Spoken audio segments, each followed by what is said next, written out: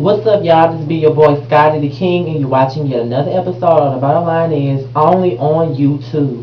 What is up, y'all? It's Monday night. I was supposed to do this video earlier, but I had a headache, had to take some medicine, couldn't sleep, had to wash my hair so I could sleep. I've been asleep half the day. So, what I decided I have been trying to see what I was gonna do with this video because this video is about the BET Awards performance. So I said I was gonna do it. Do Basketball Wives slash BET Awards performance all in one video. But I decided to go ahead and just do double duty tonight and just do the BET Awards performance video first, and then I'll go back and do the Basketball Wives video in the next 30 minutes. So y'all gonna get two videos from me tonight.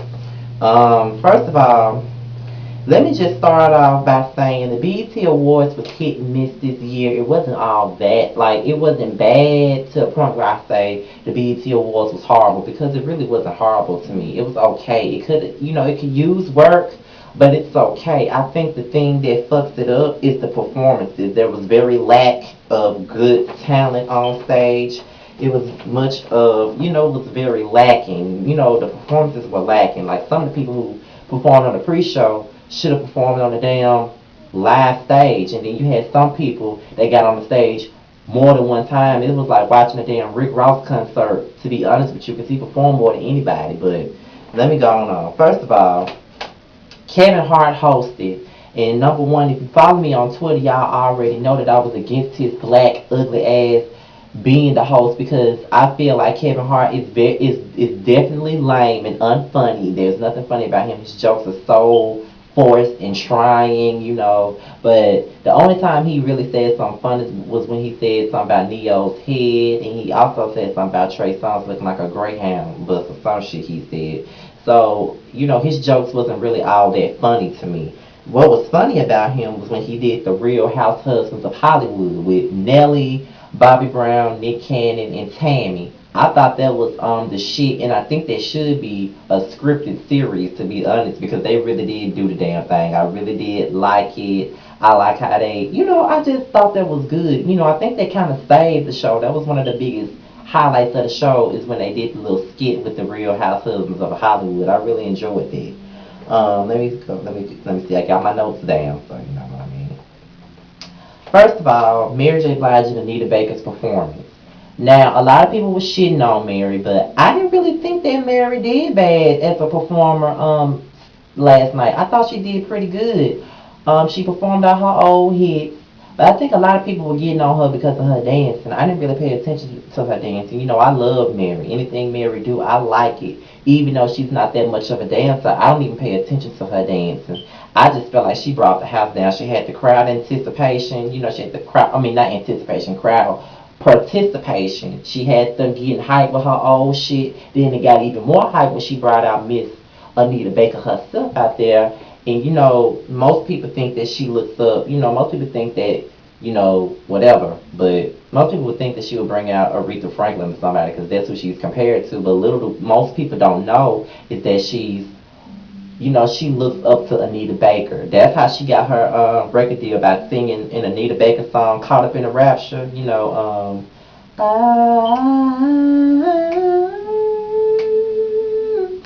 Caught up in a rapture of love. That song? So, I think, Anita Baker first of all, let me say this, Anita Baker sounded great last night. She sounded great last night. That was so much. She has come a long way since that NBA Finals performance when she called herself trying to sing the national anthem. This shit was the pits, and I think she knew that. That's why she got up there and she did the damn thing. Let me see. I'm just going to go down randomly and look at my notes. Like I said at the beginning of the video, I thought that it was way too much DJ Khaled. I thought it was way too much Lil Wayne and way too much Rick Ross and Drake. I got so sick of them. And I think Rick Ross, with him needing the damn breast reduction, was just performing way more than anybody. And I got tired of seeing him on the fucking stage. You know what I'm saying? I'm like, come on now. I like Rick Ross music. I got Rick Ross' last album. I think he a good rapper, but I'm getting tired of seeing him on the stage. Can we please see somebody else for once? Like, That's what I'm saying. Like, it seemed like BET didn't know who the fuck they wanted to perform last night. You know what I mean? So that's what I really had a big problem with, seeing too much of Lil Wayne, too much of Rick Ross, and too much of Drake. I got tired of seeing, and DJ Kelly screaming over everything. I got tired of seeing them. Then I don't know what the fuck this damn Rick James and Tina Marie shit was, but that shit was a hot ass mess. Them old ass people singing that song, they sounded a mess. And when the dude smiled, he ain't had no damn teeth in his mouth. I don't know what the fuck was going on with that, but they know they was wrong as fuck for that shit, and BET need to be shot for this shit. Now see, those are one of the misses. Like I said, BET Awards was very hit and miss. It wasn't great, but it wasn't terrible either. It was just hit and miss, and that was definitely one of the misses. Um, Let me see. Alicia Keys.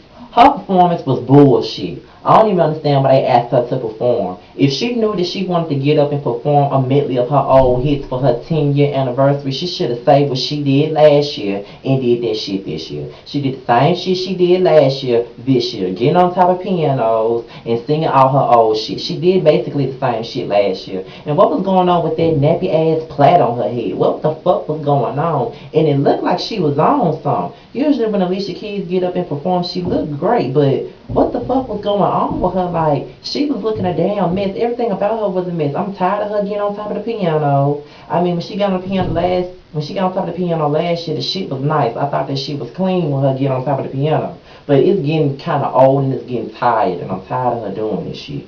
But other than that, I mean, it was just terrible. I didn't like it. She didn't have my attention, and I love Alicia Keys, but she did not have my attention. The shit was a fucking mess. I ain't like it. Jill Scott's performance was so boring to me. It was so boring. Like, I had so much. First of all, when I heard that she was performing, I was hoping that she was performing that song she got with Eve. That's what I was hoping she was performing. Or that song she got with Anthony Hamilton. I was hoping she performed one of those. I think the choice of song was terrible because it was so boring. It kind of takes me back to, that Beyonce performance at the 2009 BET Awards when she performed Ave Maria. That shit was so boring, and I think for an award show, that was not the right song to perform. It didn't entertain me. She sung her ass off. Now, Jill Scott did sing her ass off, but that performance was very boring. It didn't do nothing for me. I did have some type of hope for it at the beginning when they did the little skit and shit. I did have some type of, hope for it, but it was so boring. So, whatever. That was a boring ass performance. First of all, why did Big Sean perform? If y'all wanted him to perform so bad, why didn't he just perform at the pre-show? Don't nobody give a fuck about Big Sean. If anything, Lloyd ass could have performed on the main stage. That's who should have performed instead of performing at the pre-show. Lloyd or Swizz Beatz could have got their asses up there and performed. Because they could have entertained everybody. Like, this bullshit, Big Sean, get the fuck out of here. Then, you got, the gospel section. Now, don't call me a heathen because I love the Lord to death. But every time I see the BET Awards and they have this little praise break, they always pick the same old people to perform all the time. You always get Donna McClurkin and you always get Yolanda Adams. Now this year I ain't see Yolanda ass, I ain't see her. But I saw Donna McClurkin again and I saw Mary. I'm getting so sick of seeing the same old people perform.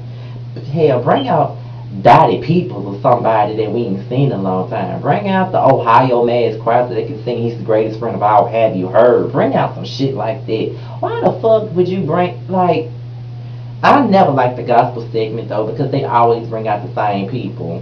Whatever. Then, hell, I was surprised I didn't see Kirk Franklin up there. Ooh. Anyway.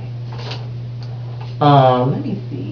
What haven't I talked about? Okay, Chris Brown's performance. Chris Brown did a great job, even though I've seen him do better, because last year his performance was excellent. It was no flaws to that performance, but I think that he could have did much better this time. But other than that, I really do think that Chris Brown did a good job. Busta Rhymes killed that shit with the rap. He killed that shit. Lil Wayne, whatever. But all in all, Chris Brown did have a great performance, even though he was out of breath while he was trying to sing because he was dancing so hard, but Chris Brown had a great performance. I did like it. That was one of my favorite performances of the night. Let me see. Nicki Minaj in her speech. Now, first of all, they shouldn't even televise that award because of the simple fact everybody knew who was gonna win. Nicki Minaj did not have any type of competition. Who the fuck gives a fuck about Diamond? Who gives a fuck about who knows Symphonique and who really knows Lola Monroe? And who else was nominated? I really don't remember. But Nicki really didn't have any competition. And when she got there, she was like, "Man, I can't believe I won." And then the whole crowd started laughing because everybody knew that was some bullshit. Bitch, you know you won that damn award. You already knew you knew you had that in the bag. You got that free award and you went on about your business. But what I don't like is, why didn't Nicki Minaj perform? That's something else I ain't like. I got all this bullshit ass performances, but Nicki Minaj did not perform, and I really wanted to see her perform. I wanted to see what she had to offer. You know what I mean? Let's see. I already talked about that. I talked about that. I talked about that. Okay. Trey Songz. I already knew that this shit wasn't gonna be spectacular. I already knew that shit was gonna be terrible. He started off with my favorite song by him, Love Faces, and when I say he jacked that shit up, take 'em on, take 'em on, take 'em on, take 'em on, take 'em on, take 'em on, take 'em on, take 'em on, please. All that shit. No, he came in with that off-key ass note, fucking up everything.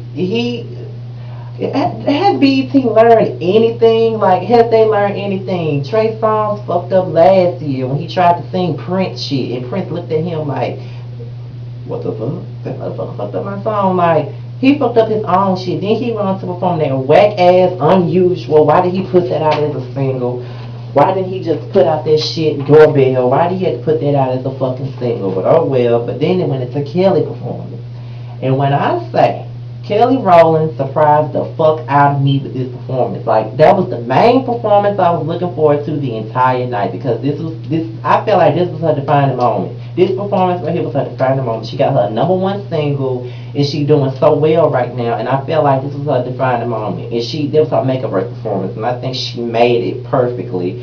But she was doing the damn thing with that funeral outfit on. She was doing the damn thing with that granny hat and that funeral outfit. She was doing the damn thing, and I really believe that Kelly killed that shit. And that was one of the most memorable performances because she was dancing, she was killing it. I don't know if her vocals were pre-recorded or not. I believe they were, but oh well, she still killed that shit with that granny hat and that funeral outfit on. She did the damn thing. What I didn't like was that Trey Songz had to come in at the end and start rubbing and feeling and caressing on her like that.